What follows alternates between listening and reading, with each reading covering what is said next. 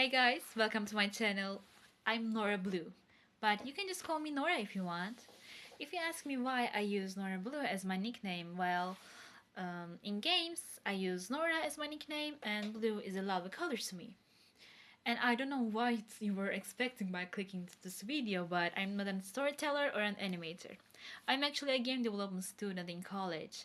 I want to learn about digital arts, pixel arts, animations, and game mechanics.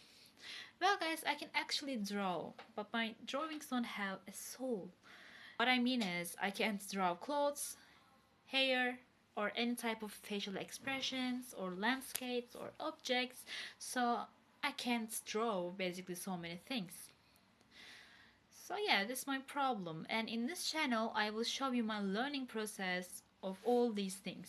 So if you wanna join to my learning journey, don't forget to subscribe to know about my new videos. I hope I will see you in my next video. Goodbye.